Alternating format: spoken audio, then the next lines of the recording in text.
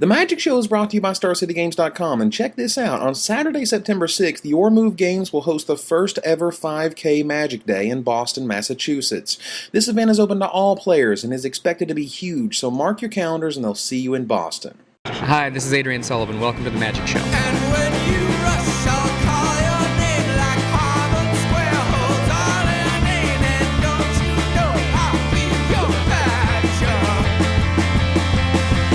And don't be just and don't be shy. Just hold my lips and say good lies and know that I will be your bell fawn. Keep a little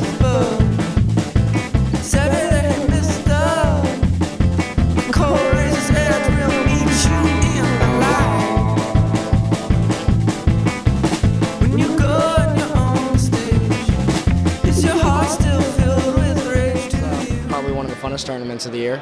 U.S. Nationals is my favorite tournament of the year. I like the tournament in general. How, besides the actual Nationals competition, there's a lot of other stuff to do. It's a big honor to play in U.S. Nationals. I rare drafted a Fuel Meter Mage at the 3-0 table. I took it over at Embry Yale just because the prize pool is only $5,000 for first place. I got to try to get the extra $5.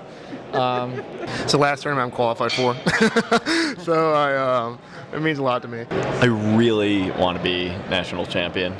Being on the national team would mean a lot to me, and just holding up the national trophy, that would just be beautiful. I think this is one of the tournaments that I want to win pretty badly. Not really representing my country, but just because I want to be recognized as one of the top in the U.S.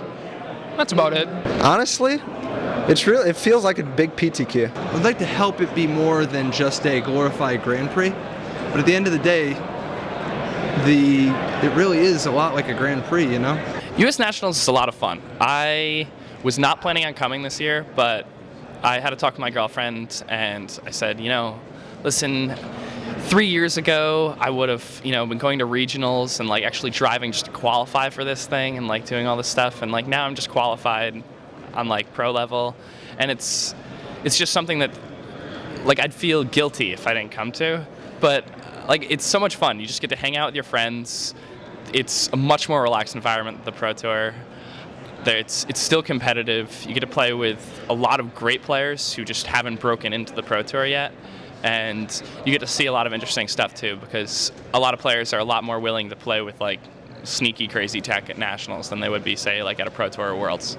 There's a resurgence in the importance of U.S. Nationals, if not for the money or the points, but for the pride. I know Mark Herberholtz, really wanted to do well this year. He started off 4-0 and he's had a couple of feature matches.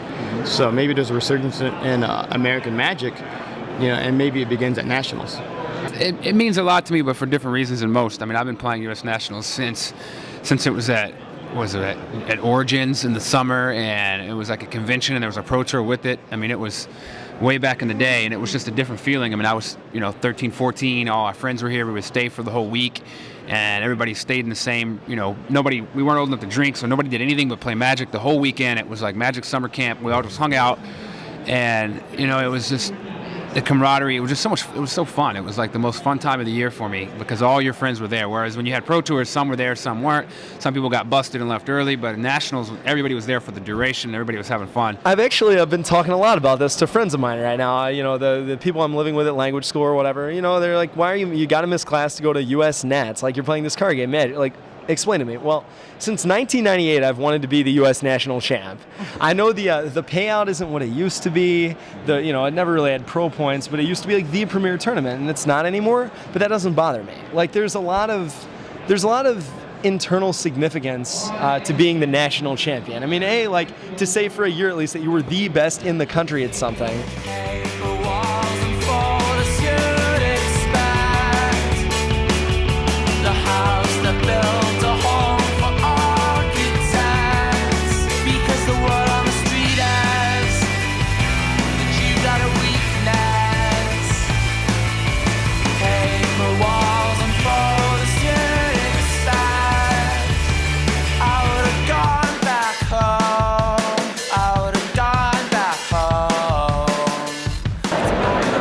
This is awkward. I guess it's good that Gleemax is dead. lots of bad ideas, not many good ideas. Using like a 3D shooter engine for a card game seems pretty bad to me. I don't understand why they couldn't just use like a window system, like something like stolen like coding from like a poker website or something. No one plays Constructed on Magic Online. You can't get an extended premiere event to launch, period. I've tried. I've been in all of them. The biggest problem with it is this. It strikes me as it was somebody's baby. Like that was some programmer or, head programmer's baby, and he had ideas about how it was supposed to go, and they didn't take the feedback in from whatever playtesters they had, if they had any. Because, it seems really clear, as soon as they released it, there was just a huge swath of complaints about all kinds of different things, that if either someone was saying, no, that's better, and they weren't listening to their playtesters, or they didn't have a good playtesters group. It's hard for me to speak freely about Magic Online 3 because I'm really good friends with Worth Wolpert, and that's his ugly baby, as you called it. So, it needs work. I tell Worth all the time, while I'm playing, I'll message him on Instant Messenger, I hate this program, and he'll just, you'll get used to it. He keeps typing. And I'm starting to get used to little things about it. In a way, I kind of feel that they should have just redone Magic 2. Just kept it the same, but just done some of the inner workings better, but just because Magic 2 is great. If it wasn't so slow and crashy, everything else was fine about it. Wasn't that big a fan at first because all the glitches and stuff, but I think it's settled down now and it's okay. Don't really like the fact that you can't draw anymore. Just so tedious to play out your rounds. Like the last 2 premiere events that I top 8'd, I just conceded like my 2 last rounds just so I didn't have to play them. It'll get better, I think. I think that they just need to tweak the bugs out and it'll be fine. How do I say this? People will always complain. Like you can give them, a brick of gold and a Magic player will say it's too heavy, right? So they're never going to be happy, even if it's perfect. The fact that it isn't perfect means that there's more to complain about, and that's all. My Magic Online experience consists of burning Sam Black and watching over his shoulder and, making terrible plays and calling everyone else bad. That is in fact the pro lifestyle in a nutshell. God, this donk did something terrible. And then you go to our game and I try to play a Ren's Run Vanquisher on turn 2 with no elves in my hand. But when I do it, oh God, it's just a brain fart. And then, when someone else does it, oh, this idiot is so bad, so terrible.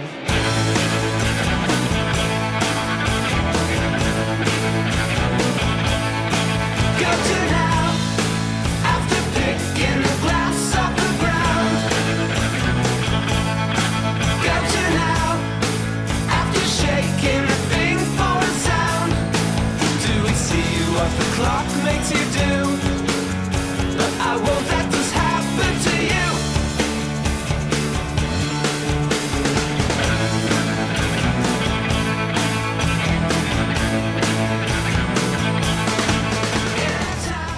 As a player, has to do with when I'm done, there's like a satiety level you reach, which usually, since I buy a whole lot of products, it has to do with all the build around me's. Like I really like cards like Umbral Mantle, Light from Within, Primal Crux. Like I have a Light from Within deck and a Primal Crux deck. So usually those build around me's that most player would just gloss over, like very good one is Power Conduit.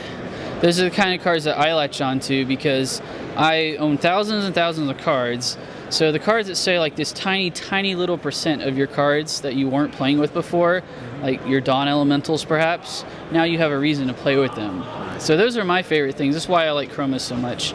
So that's what I like about a good set. A bad set would be where that's not the case, I suppose, where there's, I guess, less discovery, less backwards compatibility in some respects, but also just less decks to build. I think it should appeal to a lot of different types of players. It should have some hook, which it's like, that sounds pretty cool, but then it has to be fun to play with in the long run. It's really not about the hook, in my opinion. It's about how fun is this to play for casual players, for people who like Limited, for people who like even the most cutthroat of Constructed. Do they have a good time over the long run?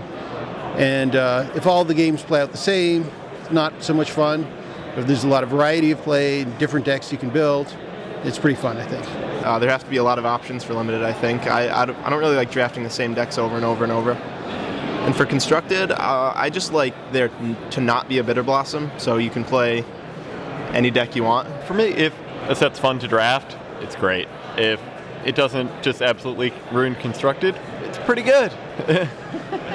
I like it when they release cards that even out the format. For example, like 10th edition release like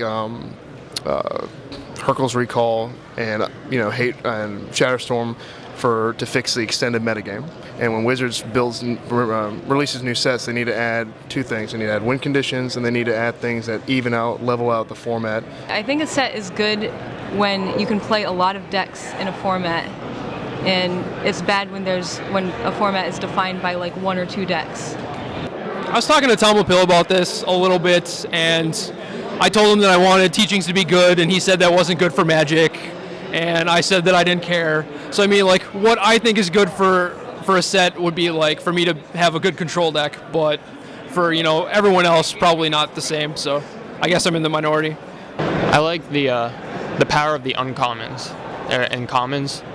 Like the rares, every set has a couple of like really, really good rares, but I've been drafting a lot, so the power of commons and uncommons really defines the limited format rather than rares.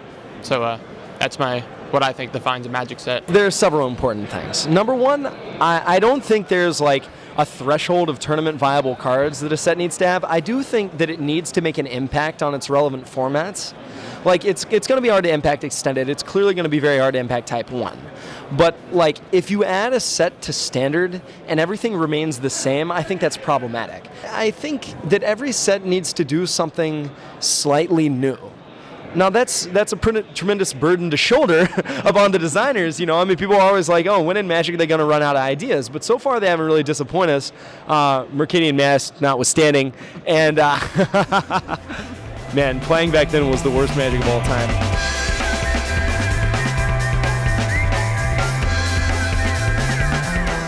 You know how much Craig edits me?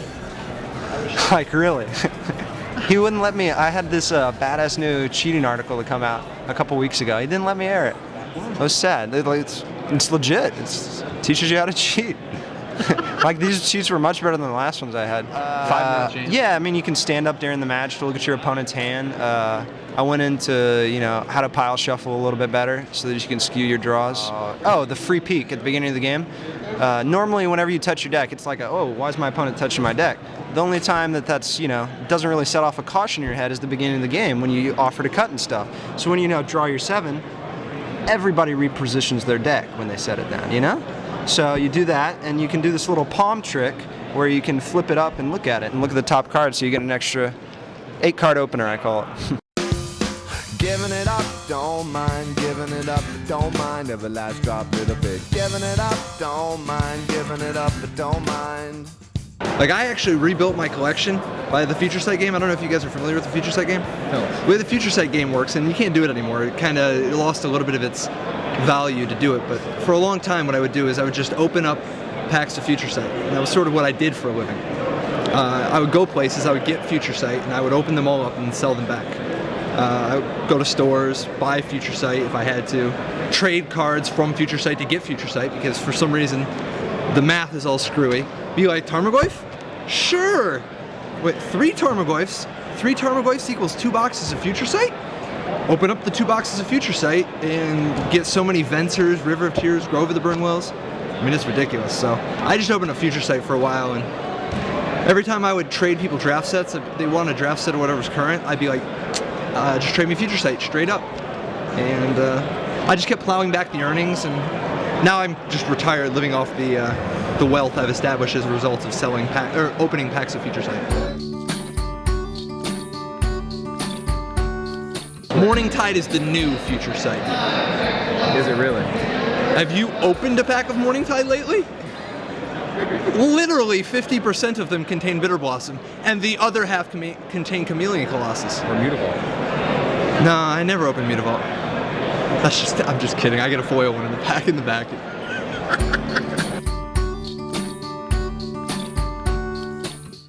Chroma started out a lot bigger than it ended up in the set. There were small giant growths and things like that.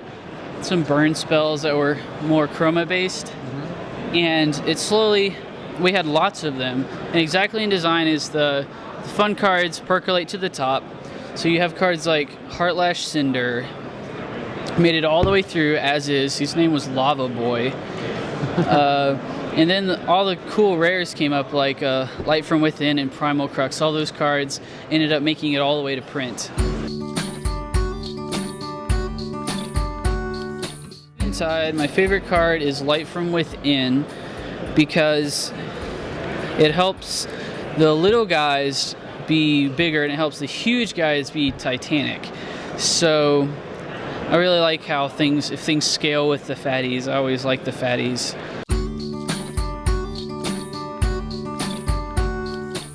Q is really weird. I just watched Vintage over there, and these guys are using Umbral Mantle to untap their metal workers. So my elf deck became really sick because Umbral Mantle lets me untap my Priest of Titania. And that's just, if you put Q on things, it just breaks. It's supposed to be a cost to tap your stuff, and that's natural. And when you start making a benefit a cost, things start breaking. It's like if we said gain some life, do something. This doesn't work. It's like put gas in your car, go faster. Like that doesn't make sense because it's a self-perpetuating thing. So I did some design work on Shards of Alara. I hope everyone likes it. I even got to concept a couple of them because when you name a card in the file and the conceptors, they're like, this card makes a lot of sense as a whatever, like Still Moon Cavalier is like the ultimate knight, and so he was printed verbatim as I submitted him. So if you hit I'm pretty good at doing that, like hitting a nerve with a concept or whatever. And I'm pretty happy when that happens. I hit a card on like a lot of levels and it makes it all the way through.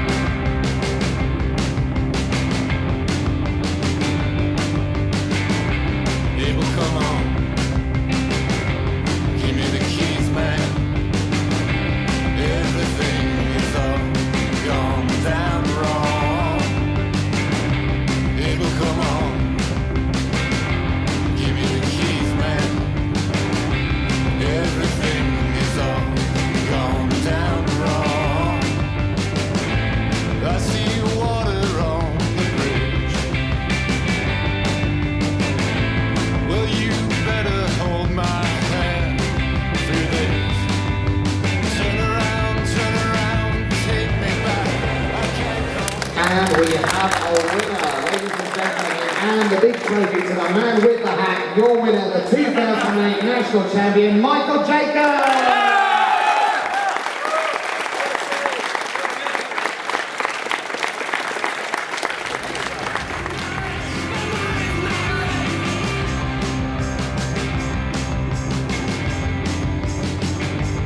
It feels terrific. I feel like it was a long time coming because I think I should have done it last year if I hadn't punted the game for. So.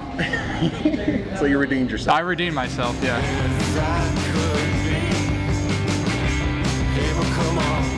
It means that I have probably just practiced more than everybody else in the formats because people didn't like. I don't think people like this format too much because Eventide didn't add almost anything at all. Right. And like people might have tried some new decks and saw that they weren't anywhere near as good as the decks that were already there. So, yeah, I guess to me it means that I guess I am the best in the U.S. I hadn't thought about that yet, but absolutely, it hasn't sunk in yet.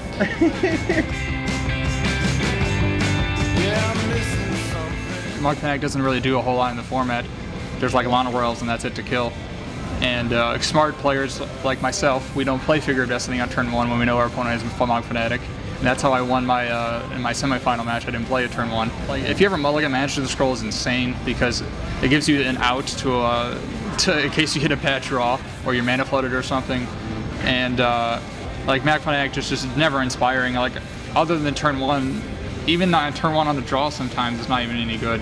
And people play like turn 2 of Evangeline Vanquisher, like great. I'm glad I had this Smog Fanatic. Like I would rather play Tanner Munch Maniac before if I play that before I play Smog Fanatic. That's how little like he just doesn't do enough in the format.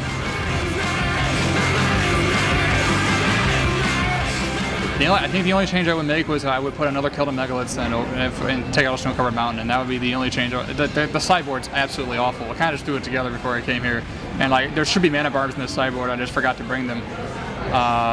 But yeah, it's one more Megaliths because I played against 3 Quick and Toasts, including Mark in the top 8, and Megaliths is just so good against that deck because they have Wall of Roots to block your 4 power creatures, and it's really important to be able to kill those guys. And if they mana can back anything, you just shoot it immediately with Megaliths, and they can't block your guy.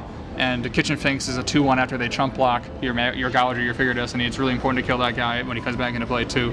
And like Kitchen Kamish would have been so bad. Because like the whole dynamic of the deck has changed when you add Figure of Destiny into the deck, because you need to when you rep your 5th lane for Demigod, your 6th lane for Figure of Destiny, it needs to come and play untapped. Like that's very, very important. It's like that's the difference between winning and losing a match. And I would never wish to having Kament at all, because people always had massive defenses on the ground, or like they had Kitchen Finks. If I attack, they would gain life, and it's just like, oh, this is not what I want to be doing. Megaliths is really what you want to be doing with that deck.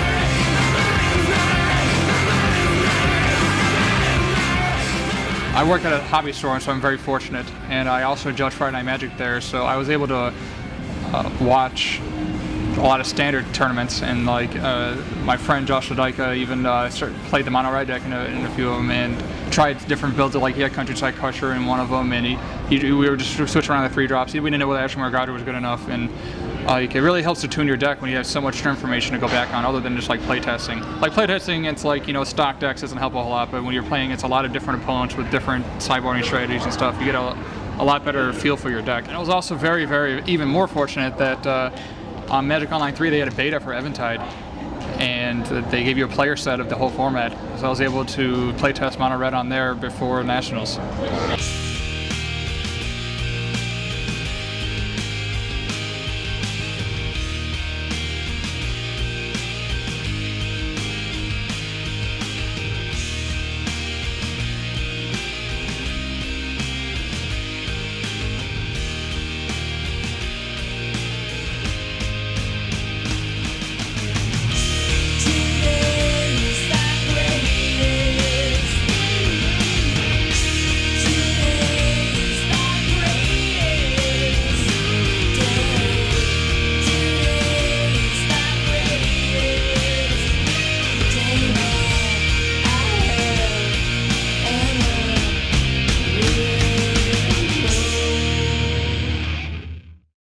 Little boxes on the hillside, little boxes made of ticky-tacky, little boxes on the hillside, little boxes all the same. There's a green one, and a pink one, and a blue one, and a yellow one, and they're all made out of ticky-tacky, and they all look just the same.